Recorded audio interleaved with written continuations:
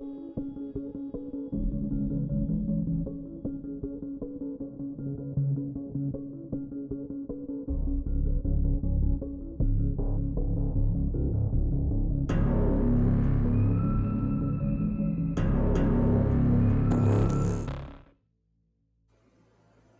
времени суток, бессмертные капсулиры!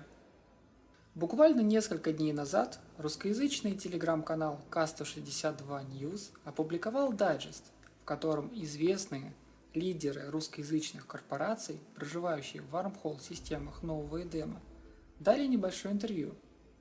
По моему мнению, автор канала в целом и данного дайджеста в частности прекрасно понимают, что мнения, отзывы и грязные тряпки игроков, проживающих сугубо в Wormhole-системах, мало интересны большинству игроков нашей любимой игры. Но для тех немногих, кто до сих пор использует свой собственный ни с чем не сравнимый контент игры в червоточинах, особый стиль дропа и трапа, капитальным боям, где тебя не ждет цинка и контр-дроп титанов, в общем мне и немногим моим соотечественникам данная статья очень пришлась по вкусу. Со своей стороны могу сказать, что идея освещения разных аспектов игры, объединения игроков и мнений игроков – стоящая идея. Но и здесь есть своя ложка дегтя. Правильность, или лучше сказать, однобокая точка зрения. Вообще подобную ситуацию, когда материал преподносится с одной стороны, или, как любят говорить доморощенные критики, под определенным соусом, ситуация довольно распространенная. Практика, широко используемая как на агитационных плакатах со времен Второй мировой, так и на телевидении со времен Холодной войны. Все мы это видим и в настоящий момент. Я также отношу себя к журналистам EVE Online, поэтому не могу остаться в стороне при обсуждении столь щепетильной темы. Итоги прошедшего года для ВХ. Я очень хочу рассказать, куда все катится, как все прошло и к чему идет. Кто был лучшим противником, кто был худшим противником, и, разумеется, пройтись по теме, почему нас, русскоязычных игроков, так не любят. Пожалуй, приступим. Начну свою аналитику с оценки состава участников. Со времен доклада господина Экзо Кизеда, представителя корпорации Scary Wormhole People на фанфесте, проходившей в период с 12 по 14 апреля прошлого года и подводившей итоги за 2017, ситуация на начало уже 2019 года в Wormhole пространстве не сильно изменилась. Если кому-то интересно, перейдите по ссылке и посмотрите данный обзор. На мой субъективный взгляд, это лучшее выступление на прошедшем фанфесте. А может, опять же, я всего лишь представитель маленького острова фанатов ВХ, и для остального мира Евы все это пустая информация. В первой части дайджеста подводят итоги года следующей корпорации. Русскоязычные Inner Hell, Outlaw, Achtung Партизаны, Another War, Time Crit, XZ Voyage, Dwarven Ore, Immortal Empire, Black Betty и некоторые англоязычные Odin Call, Holy Sail Operation, Spirit of the Universe, Chain Smoking, Mass Collapse и некоторые другие. Я специально разделила корпорации по языковой принадлежности, для того чтобы вам, дорогой мой зритель, было проще понять таймзону и языковой барьер. Среди большинства этих наверняка мало знакомых названий и объединений. Лидер каждого из вышеупомянутых объединений дал развернутый ответ на несколько вопросов от автора канала. Замечательная идея, но если честно, когда я увидела список заявленных корпораций, я пришла в некоторое замешательство. Сейчас объясню почему. Я Кара Корбрей, далеко не самый активный PvP-пилот корпорации Inner которую все не понаслышке знают. Корпорация, которая ищет постоянно PvP-контент как в ВХ-пространстве, так и нулях. Я освещаю в СМИ и присутствую на всех крупных операциях к нашей корпорации. Я готовлю ролики, выкладываю их в YouTube и веду некоторый блог на нашем известном форуме EVE Online.ru. Но даже я, будучи активной жительницей Wormhole Space и участвуя во всех крупных движениях, выселениях, операциях и опсах, проходивших в ВХ, половины из этих корпораций просто не знаю. Давайте по ним пробежимся. Всем известные Outlaw. Получив огромное развитие за последний год, небольшая ВХ-корпорация стартовала с выселения маленьких крабокорп в ВХ-системах уровня C2 и C3. Поначалу их противниками были простые крабы, летающие на ротлах и несторах, но коллектив рос, получал постоянный доход с выселений и в конечном итоге развился в сильный самостоятельный альянс, наводивший шорох как в нулях, так и в ВХ-пространстве. Их лидер Тифида, предприимчивый, харизматичный человек, вел отличную и всем понятную линию партии без каких бы то ни было громких заявлений. На мой взгляд, среди русскоязычного ВХ-сообщества за весь ушедший 2018 год Тифида и его парни вне закона стали самой настоящей сенсацией и триумфом. Если провести краткую оценку его отзывов в том самом дайджесте, то отбросив тонну лишнего пафоса и все те планы, которые Тифида и его офицеры строили в декабре уходящего года, то отзыв не имеет ровно никакого смысла. Все планы Альянса были полностью уничтожены англоязычным катком ВХ-корпораций в конце января 2019 года. Тифида и его приближенные в настоящий момент влились в состав Виннерхеллов, позабыв все прошлые обиды. А рядовые члены Альянса, еще год назад последовавшие за Тифидой с уютных аномалик в пламя ВХ войны и опсов по выселению, снова разбрелись по своим грядкам. Ахтунг партизанам. Партизаны мне также хорошо знакомы. В конце 2017 года мы активно летали вместе. Численность корпорации тогда была в районе 40 пилотов.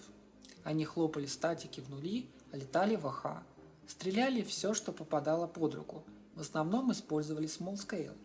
Не раз и не два НРХЛ испытывали недостаток в стволах и приглашали союзных русских на совместный хлоп нулей. Партизаны всегда с радостью откликались на этот призыв. Совместно мы провели несколько успешных операций, и после чего были проставлены взаимные плюса. Партизаны стали использовать Т3 формат и активно дропали нулесечные корпорации. Их боялись все крабы в то время. Однако с ноября 2017 года сведения о деятельности этой крупной корпорации стали поступать все меньше и меньше. Их ЦЕО вовсе пожаловался на отсутствие согласованности в действиях пилотов корпораций, сказал, что каждый мембер стал заниматься своим делом и собрать всех вместе становилось с каждым днем все сложнее. Затем он вообще покинул корпорацию, примкнул поначалу к НРХЛам, полетав с нами какое-то время, вообще бесследно исчез. Судя по анализу Z-Killboard за последнее время, коллектив все еще жив. У них осталось несколько наиболее преданных активных людей, которые до сих пор поддерживают периодическую PvP-активность, которая, на мой субъективный взгляд, не представляет никакой ценности в разрезе ВХ-активности или политического влияния. Я думаю, что чем-то подобным занималась любая ВХ-корпорация, даже моя крабская альтовая корпорация периодически, после того, как мы покрабили аномальки, открывали статик, смотрели, кого-нибудь, может быть, мы могли убить в нулях, в какой-нибудь С23, мы спокойно этим и занимались. Считать, что мы достойны того, чтобы у нас брать какие-то интервью, я так не думаю. В остальном подобное состояние корпорации, когда несколько старичков привыкли к собственному тикеру, привыкли к роли ЦЕО, играя в свою собственную неспешную игру, довольно распространено в новом Эдеме. И если в ближайшее время среди них или в их коллективе не появится, может быть, какой-то новый человек, или кого-то из старичков вновь не вдохновит какая-то идея на ратные подвиги, то рано или поздно этот коллектив умрет, погребя под собой и тикер, и значок некогда, может быть, могучей и веселой корпорации. Энозервара. Я уверена, что мало кто из моих зрителей вообще знает о существовании данной корпорации. Однако, судя по отзывам ЦЕО остальных объединений из Wormhole Space, мало того, что их все знают, так еще все считают их наиболее интересным и сложным противником в бою. Давайте разберемся, почему.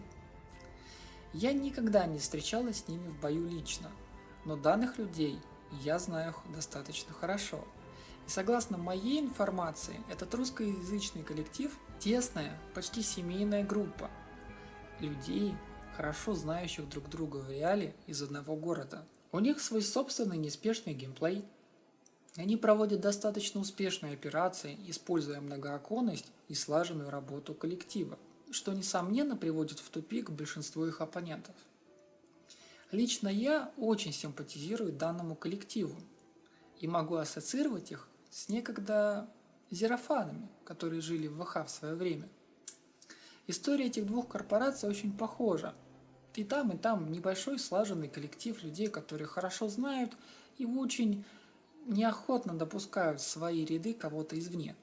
Но если говорить о зерофанах, то вторые, почувствовав глобальную деградацию ВХ-контента, быстро ушли в нули, освоили новые форматы, в том числе в виде дропа никсами какого-то крабского мазера либо титана, быстро уничтожали его и растворялись во тьме.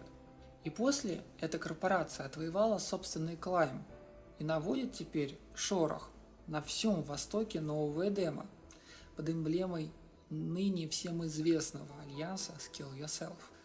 К моему глубокому сожалению, их русскоязычные собратья из корпорации Another War за весь ушедший год стали самым сложным противником для еще более неумелых и попросту крабских русскоязычных объединений ВХ.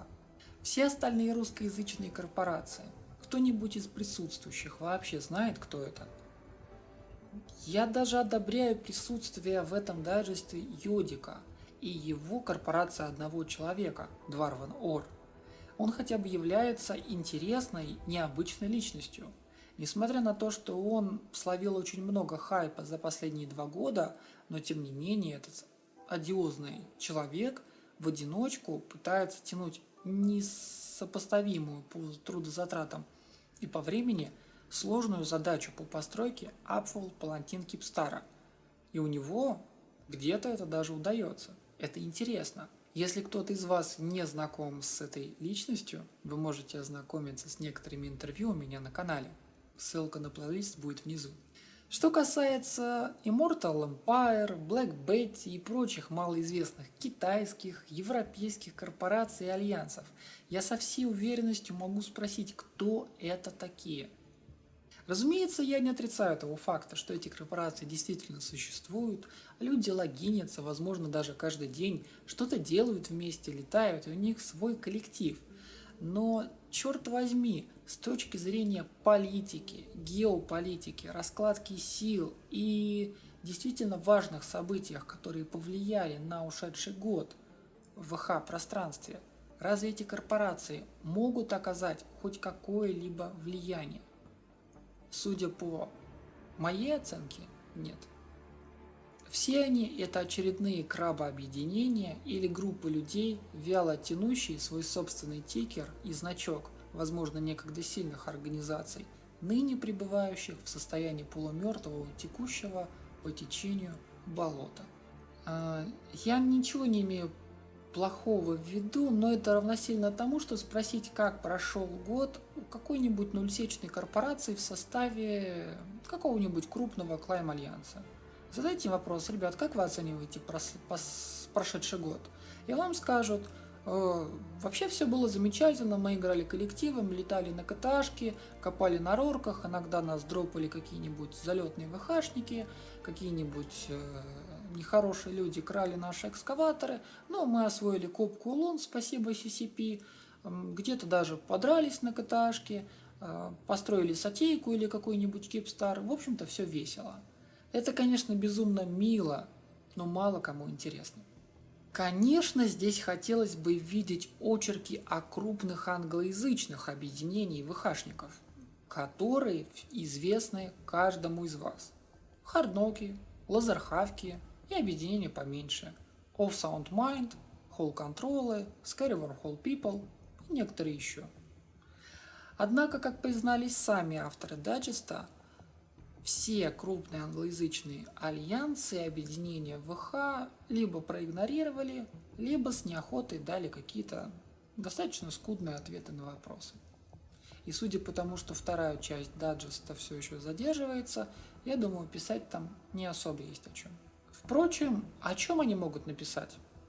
Что год прошел для них так же, как и предыдущий, что в современной ВХ реалии у них нет никакого противника, потому что они заключили альянсы со всем, с кем возможно, что они захватили контроль над всеми наиболее интересными с экономической точки зрения, ровно как и со стратегической точки зрения, классы систем C6 и C5, уничтожили оплоты Нерхелов, выселили объединение Нерхелов и Аутлавов.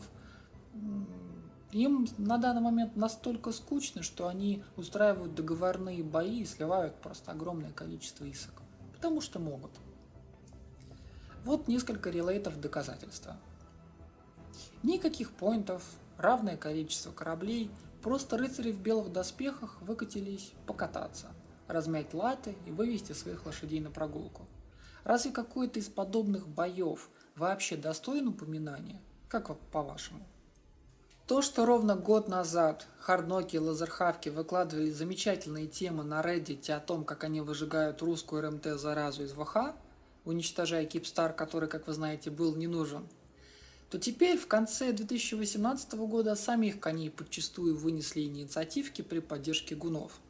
Как говорится, что посеешь, то и пожнешь. В данной ситуации все русскоязычные корпорации решили попировать на останках некогда великого колосса, вписавшись на 3 корабликах в структурки и Кипстар. Повесили огромное количество исок, позеленили себе борду, но спустя недели поплатились за это, когда флот пернатых коней постучал в их собственные крабские домики, и все сразу сникли. Про выселение коней было множество видео, я не буду сейчас муссировать эту тему. Каждому игроку, не прилагающему особых усилий в сторону самостоятельных боевых вылетов или активного участия в деятельности своей корпорации или альянса, интересны глобальные войны, конфликты, отношения между лидерами тех или иных фракций. Всем интересно понять подоплеки, мотивы тех или иных ситуаций, понять, кто является союзником, а кто непримиримым противником. В наш век информационных технологий люди хотят быть частью, пусть даже виртуального мира нашей компьютерной игры. И как бы то ни было, но в настоящий момент, чтобы оставить свой след в истории нового Эдема, нужно обладать собственным спейсом, иметь постоянно поддерживаемую коммуникацию, как внутри своего общества, так и с другими социумами, других игроков, других объединений. Иметь группы и подгруппы внутри своего коллектива, иметь сильного лидера, хороших ФК, которые могут менять друг друга, хорошую идеологическую пропаганду и постоянную информационную поддержку в СМИ. Так или иначе, если подвести предварительные итоги по очерку упомянутого дайджеста и моей небольшой аналитики, единственные достойные, действительно достойные упоминания русскоязычное объединение ВХ за ушедший год – это новорожденные и ныне покойные Аутлавы и бессменные Инерхелы. Остальные даже недостойны упоминания. Подчеркиваю, в рамках геополитики и фанлайн. Что касается англоязычных объединений, то крупнейшей силой были и остаются хардноки. За ними следуют лазерхавки и прочие прихлебаи, слабо попискивающие из-за спины старшего брата. Первым из этого списка лишний раз показали неоспоримое преимущество количества мемберов, или попросту, когда переблоб решает все. 4 флота Империума, вошедшие в домашнюю систему коней, поставили защитников на колени, лишая полного фана от игры и малейшей надежды на победу.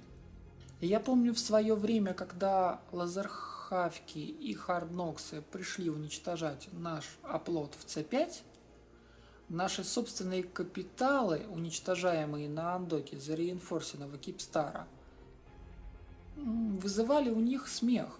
Они бросали в локал громкие фразы о нашей слабости, о том, что мы лишаем их фана, что мы поступаем нечестно, что мы должны были дать бой и поразвлекать тех огромные силы, которые пришли уничтожать наше поселение.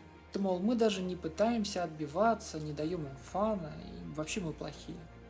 Теперь они сами в полной мере ощутили это все на своей собственной шкуре. Никто никогда не стучался в цитки нормальных коллективов ВХ в полном одиночестве. Разве что Инерхелла. Даже Аутлавы заработали свою славу на выселениях небольших крабских коллективов, проживающих в ВХ, путем объединения игроков из различных корпораций. В конечном счете они так и создали этот свой альянс. Теперь хочу уделить внимание некоторым ключевым деталям.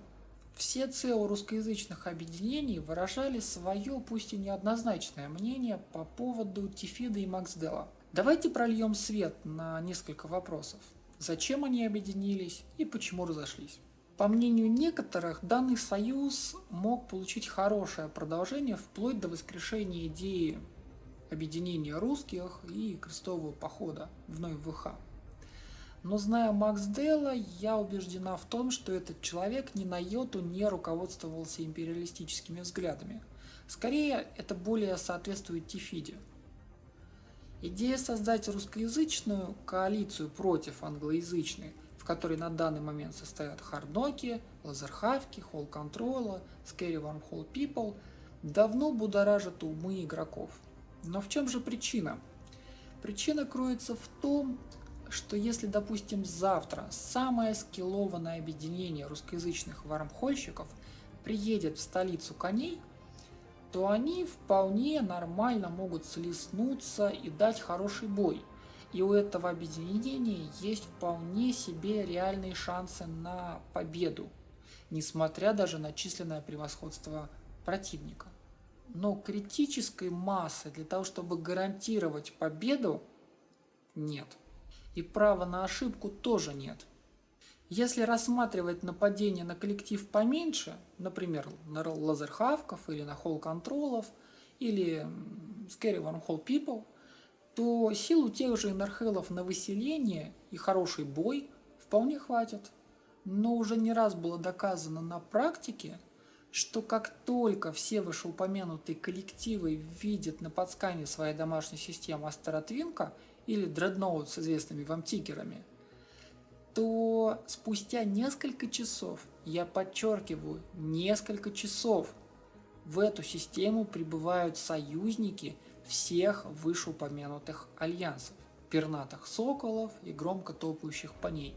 Такой переблоб флота не под силу разогнать ни одной скиллованной корпорации, поэтому никто и не пытается. Прагматичный и расчетливый Максдел, прекрасно понимая, что имеет десяток мегаскиллованных пилотов, способных запускать и эффективно управлять 8, пусть даже 10 окнами в бою, ну и пусть у него есть еще десятка-два хороших, но менее скиллованных игроков, которые отлично выполняют приказы, следят за боевой обстановкой, на которых не нужно лишний раз кричать во флоте. В любом случае, этот флот не способен противопоставить англоязычному полному объединению игроков ровным счетом ничего. И Максделом было принято решение уйти в систему ВХ класса C2 со статиком в нули и просто сменить противника. Многие мои зрители в течение всего 2017 года, вплоть до середины прошлого года, писали комментарии под видео с нашими убийствами Ророк, Мазеров, комментарии такого поверхностного содержания, вот некоторые из них. Если свести все в общем, то основное мнение свелось к тому, что вы можете уничтожать только несчастных копателей. Когда вы встречаете равных противников, вы убегаете. Господа и дамы, если вы оставляете подобные мнения где-то на форумах, либо в локалах своих домашних систем, то вы явно плохо понимаете механику игры, той самой игры, в которой мы все с вами играем. С точки зрения PvP механики, Рорка – это важный стратегический объект. Это важная цель для уничтожения, я бы даже сказала. Компания CCP не зря наконец-то заставила этот самый исполин выползти из-под поля ПОСа и встать на астероидный бельт. превратив его в гигантский шагающий э, завод по добыче и переработке руды. Задайте себе вопрос, осуждаете ли вы уничтожение транспортных кораблей, поездов, эшелонов с припасами, ну, например, снабжающих Германию во время Второй мировой войны? Ведь все те ресурсы, которые эти корабли, транспортные магистрали перевозят, позволяют построить танки, самолеты, пулеметы и минометы, которые в дальнейшем будут использованы против вас, против вашей страны, против ваших родных и близких. В состоянии войны даже награждают за подобные поступки. А успех контрнаступления тех же самых сил СССР и их союзников был во многом продиктован суровостью условий нашего климата, несомненно, но и активной работой партизанских отрядов. И я даже уверена, что название той самой корпорации Achtung Partisanen очень хорошо передает аллегорию нашей виртуальной реальности нового Эдема. Открывается случайная червоточина, под покровом ВХ выходит флот смертоносный, быстрый, неуловимый, который проникает, благодаря червоточине, в самое сердце, в тыл даже, можно сказать, врага, уничтожает ценный объект стратегической важности и растворяется вновь в червоточине. Вам это ничего не напоминает? Разве в этом есть что-то недостойное? Для пилотов фаророк я понимаю, вас гложет обида. Но какова ваша цель в игре? Заработать иск? Составить капитал? Построить какие-то корабли? Стать богаче? У пиратов червоточин, коим были и являются НРХЛы и им подобные, абсолютно такая же задача. Но уничтожить галеон, забрать с него золото в виде ценных экскаваторов и каких-то модулей – это тоже способ заработка тех же самых исков. Поначалу убивать рорки было весело и доходно. Это был новый геймплей, новые модули, новая механика. И если никто из вас никогда не пробовал уничтожать рорку, то я вам скажу, это вообще-то не так просто. Хорошо проученная и хорошо зафиченная рорка может спокойно танковать от 40 до 50 тысяч входящего ДПС. Для сравнения, данное количество урона выдают 4 хорошо зафиченных капитальных дредноута. Флотов 20, пусть даже 30 Т-3 крейсеров в голом виде ничего этой рорке сделать не сможет. В крайнем случае всегда есть паника и цинка. Без нейтрализаторов, без установки цинна-ингибиторов флот, прошедший через ВХшку, не способен убить рорку. Все это привело к необходимости разработки новых методик и тактики, специально разработанных питов, которые позволяли бы нам относительно малым флотам выполнять стратегическую задачу. Теперь давайте разберем убийство краба-мазеров. Не так давно корпорация НРХЛ повесила на борту, подчеркиваю, повесила на борту 111 сбитых мазеров. И эта цифра была достигнута меньше, чем за 2 года. Давайте, например, сравним отчет по уничтоженным авианосцам суперкапитального класса других крупных объединений. Статистика неутешительная, и результат налицо. Почему же таких результатов не достигают все остальные, спросите вы меня? Ответ прост. Убить мазер несложно. Сложно его поймать. Гиперспортальный, агильный, но, разумеется, в этом случае хрупкий корабль очень дорогой. Он попросту неостановим и неудержим. Он варпает со скоростью около 3 астрономических единиц в секунду, примерно так же, как любой крейсер. Уходит в варп-режим мгновенно за один цикл капитальной МВДшки. Всегда уходит на ПОС, либо на цитадель, где быстренько встает на тизер. Если кто не знает, то корабли суперкапитального класса имеют превосходную защиту от систем глушения варп-двигателя. Поэтому остановить материнский корабль может только направленный луч хэви-диктора или простой бубль от Сабры. Но вы хоть раз пробовали забублить мазер? Отсканить его, приварпать Саброй и поймать? Черта с два у вас это получится. НРХЛ никогда не пользовались плюсотаклом либо шпионажем, как это делают остальные коллективы при ловле суперкапитального флота. Только чистая охота и многочасовые перехлопы вармхоллов и постоянное сканирование систем. Честная игра. А учитывая, что материнский корабль имеет достаточно большое количество ЕХП и огромный урон от истребителей, любой незадачливый собровод мгновенно улетит на борду, а под окажется в клонилке. С такой же легкостью улетит на борду и плохо подготовленный флот сабкапов. А если же у Мазера будет поддержка в виде сабкап флота, факсов, ФК НРХЛ всегда принимает бой, если хотя бы есть минимальный шанс в нем выжить. Но нульсечный противник все чаще не скупится на проброс в несколько сотен пилотов или даже десятков факсов, суперов и титанов.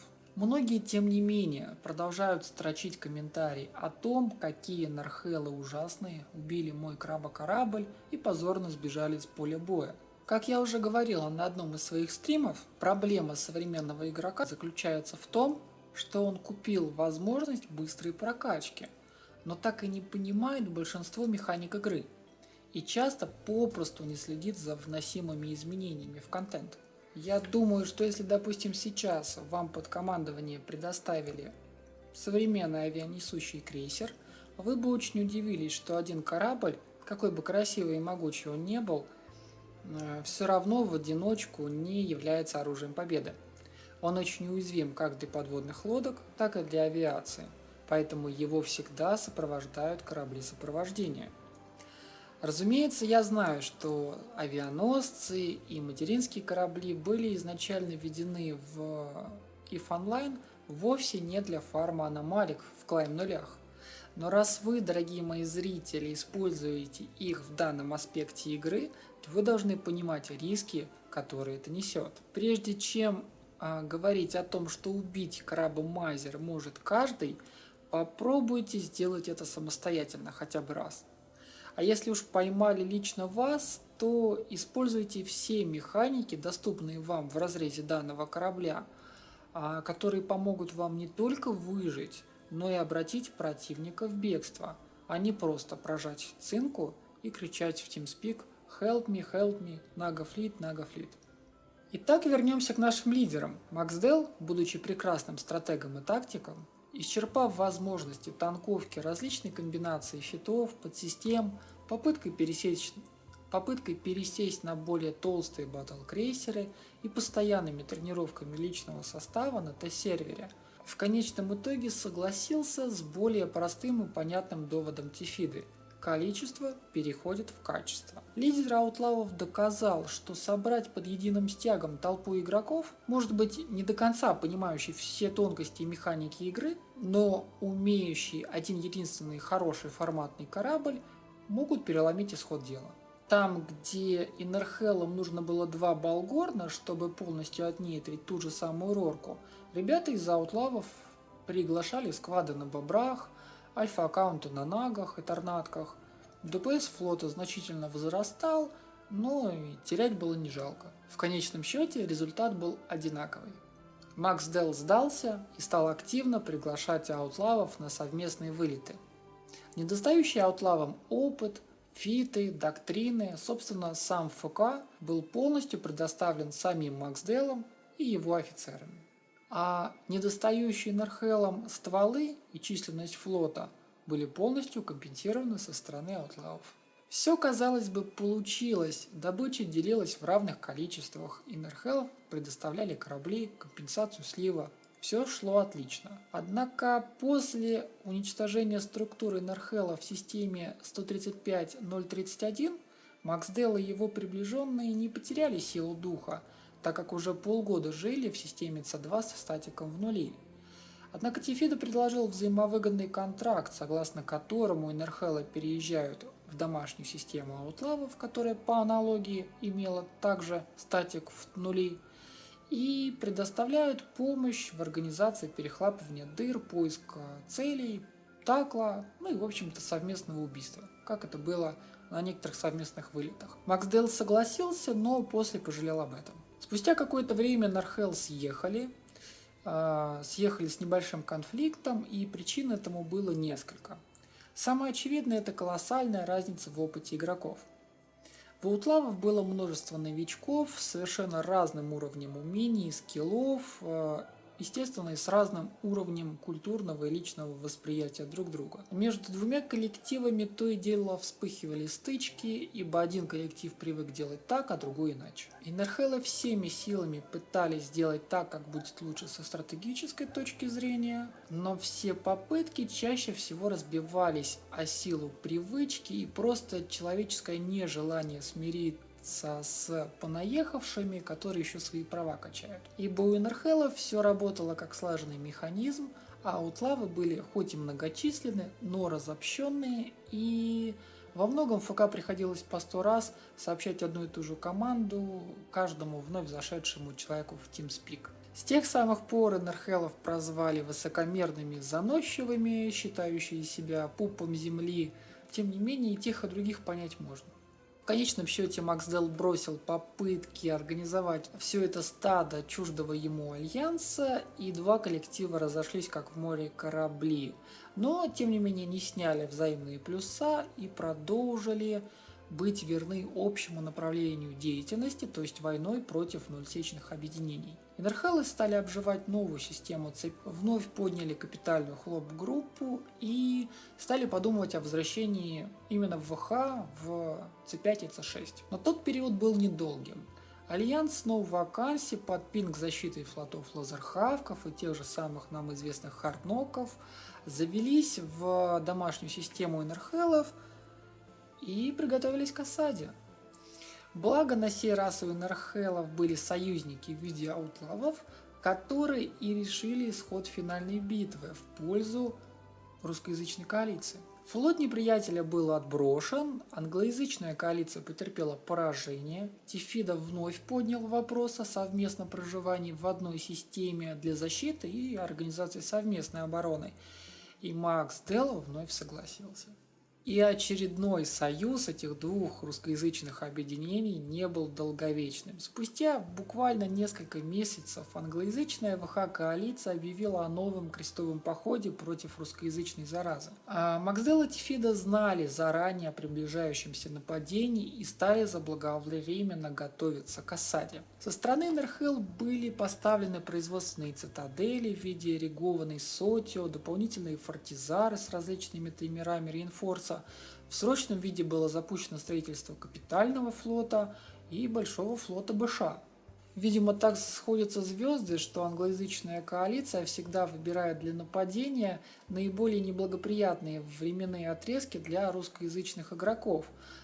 Всегда нападение выпадает на месяца август, сентябрь, тогда, когда все люди берут обычно отпуск, уезжают куда-нибудь отдыхать, проводят время с семьей на даче. Вот и на сей раз выходные начала осады совпали как с падением онлайна, как у Инерхеллов, так и у аутлавов. Впрочем, как и у всех русскоязычных игроков в WIF Online. Так еще и сам главный ивентмейкер и главный ФК русскоязычной коалиции Макс Дел в тот момент находился по личным обстоятельствам за городом и был вне игры в самом начале конфликта. Несмотря на несколько дней дотошной подготовки, разработки стратегий, многочасовые объяснения принципов построения боя, без четкого командования Макс Дела защитники так и не смогли противопоставить ничего нападавшим. Коалиция сдалась практически, не оказав сопротивления.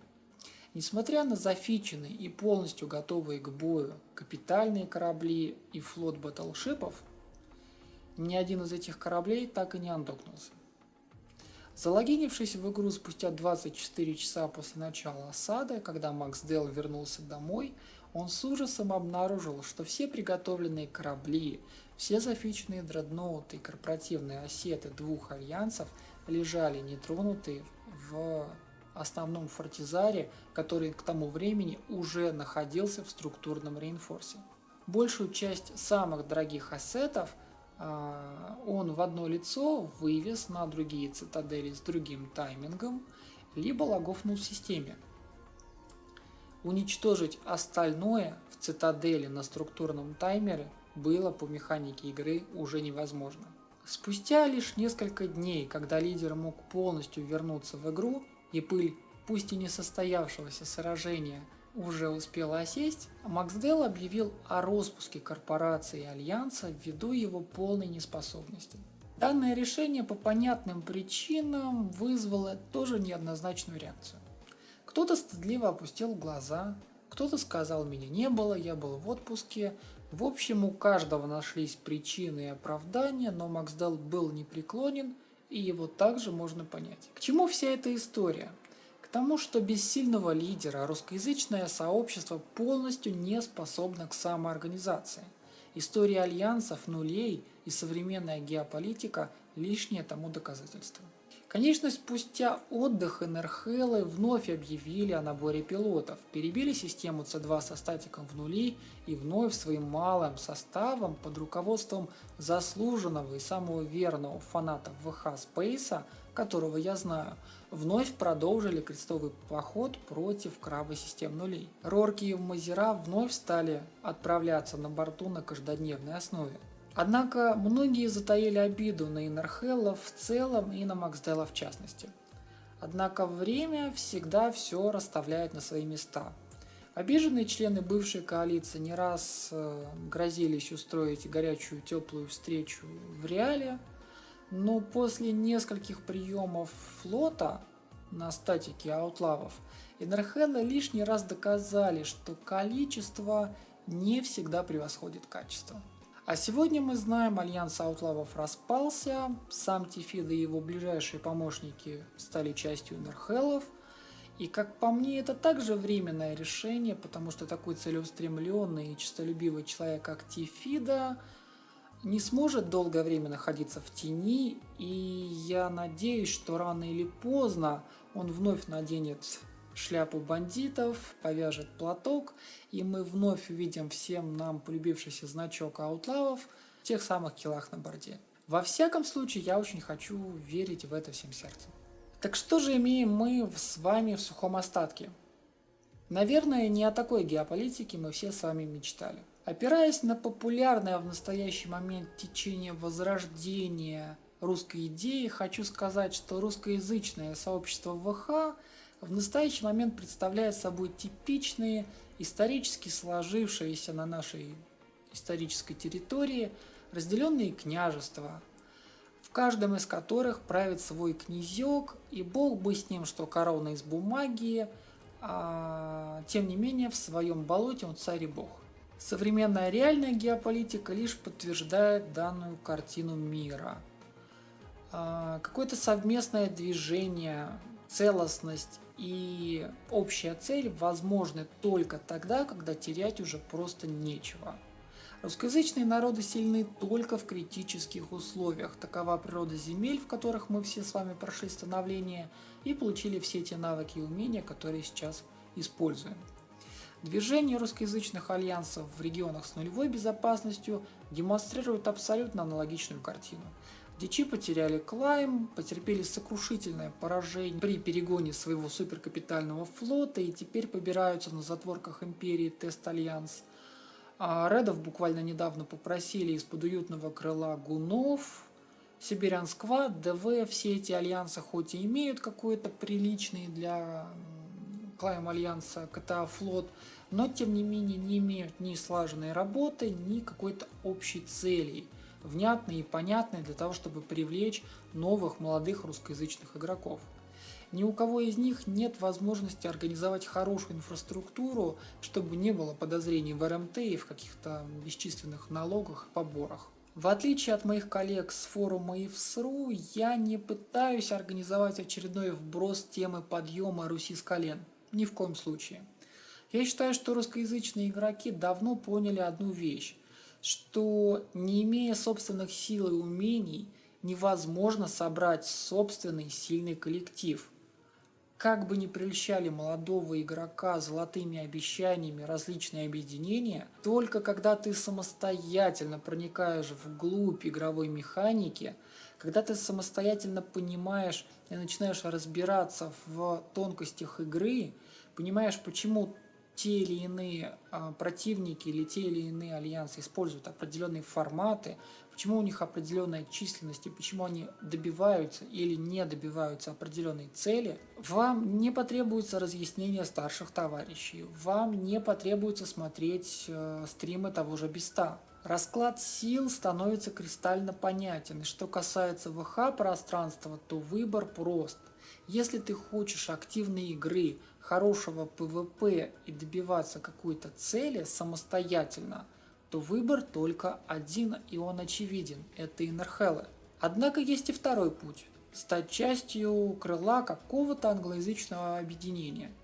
Сильного, но тем не менее находящегося в тени такого колосса, как Hardknocki. Как поступила некогда активная и сильная русскоязычная корпорация Beyond the Last Horizon, вошла в состав альянса Hall Control.